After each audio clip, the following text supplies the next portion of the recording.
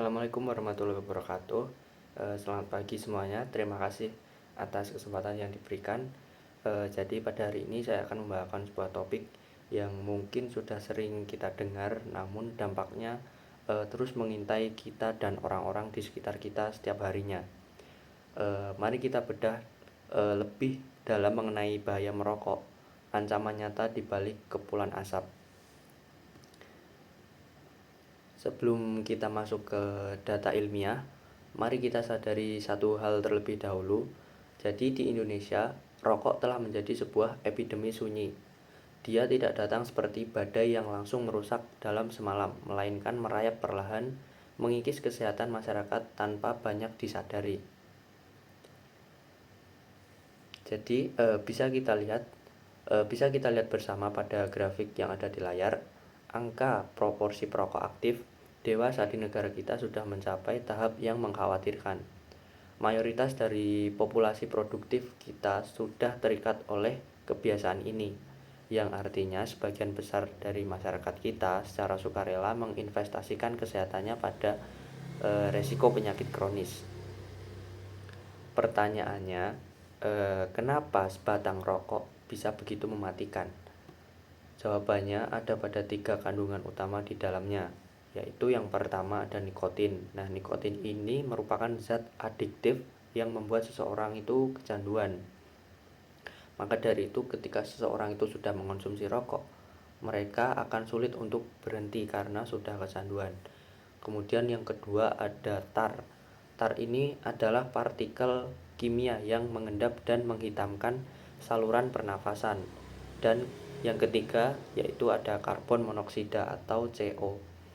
Karbon monoksida ini merupakan gas beracun yang mengikat hemoglobin darah sehingga tubuh kita bisa kekurangan oksigen. Dampak dari racun-racun tersebut bisa kita lihat secara visual pada anatomi medis di slide ini. Nah, paru-paru yang seharusnya bersih dan elastis untuk menyaring udara perlahan menjadi rusak dan kehilangan fungsinya. Dan hal ini dapat memicu penyakit mematikan seperti kanker paru-paru, kemudian PPOK atau penyakit paru obstruktif kronis. Ini bukan hanya sekedar ilustrasi ya teman-teman. Ini adalah realitas yang benar-benar terjadi di dalam tubuh dari seorang perokok. Namun, yang jauh lebih kejam adalah fakta bahwa bahaya ini tidak hanya berhenti pada si perokok itu saja, tetapi asap rokok yang dihembuskan ke udara menjadi ancaman maut bagi orang-orang yang ada di sekitar mereka, seperti anak-anak, pasangan, hingga teman kerja. Mereka yang tidak merokok atau disebut juga sebagai perokok pasif justru menanggung resiko penyakit yang sama besarnya hanya karena menghirup asap rokok dari orang lain. Kerusakan tubuh ini terjadi melalui 3 fase yang terstruktur. Yang pertama, di jangka pendek, perokok akan langsung merasakan sesak nafas dan batuk-batuk. Kemudian masuk ke jangka menengah, daya tahan tubuh mulai ambruk, kemudian stamina menurun drastis, hingga akhirnya masuk ke jangka panjang, yaitu akumulasi racun ini berujung pada komplikasi berat seperti serangan jantung, stroke, hingga kematian dini. Mari kita lihat angka yang tertera di depan ini.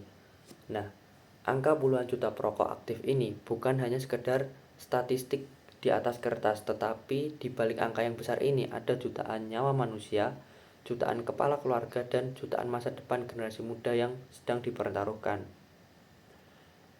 Efek domino dari rokok ini ternyata sudah meluas ke sektor sosial ekonomi. Berdasarkan data, pengeluaran untuk rokok seringkali mengalahkan kebutuhan nutrisi keluarga, yang secara tidak langsung berkontribusi pada angka stunting dan kemiskinan pada rumah tangga. Selain itu, penyakit yang diakibatkan dari rokok ini menjadi salah satu beban terbesar bagi anggaran kesehatan negara kita melalui BPJS. Secara sains, mengapa rokok itu begitu mencegah?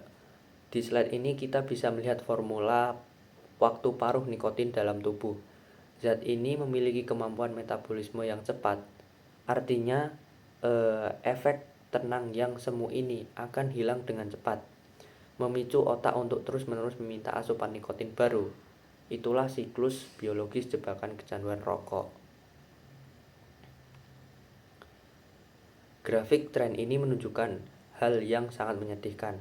Garisnya terus naik, menandakan bahwa usia perokok pemula di Indonesia justru semakin muda. Industri rokok berhasil menyasar remaja sebagai target baru mereka. Jika tren ini tidak dihentikan, kita sedang menyambut masa depan bangsa yang rapuh secara fisik. Nah, sebagai bahan renungan kita bersama, kesehatan tidak dapat dibeli dengan uang, tetapi kesehatan bisa dijual demi sebatang rokok. Pilihan ada di tangan kita, apa kita ingin terus membakar masa depan kita atau mulai mengambil kendali atas hidup kita yang lebih sehat tentunya. Bagi siapapun yang ingin memulai langkah besar untuk berhenti merokok, pemerintah telah menyediakan layanan hotline gratis di Kemenkes yang tertera di slide ini untuk membantu proses pemulihan. Baik pemulihan itu pastinya secara berproses. Mungkin sekian presentasi dari saya. Sekarang saya akan membuka sesi tanya jawab jika rekan-rekan yang ingin menanggapi atau bertanya. Terima kasih. Mungkin pertanyaan bisa langsung disampaikan semisal ada yang mau bertanya. Mungkin presentasi saya cukupkan, kurang lebihnya saya mohon maaf. Wassalamualaikum warahmatullahi wabarakatuh.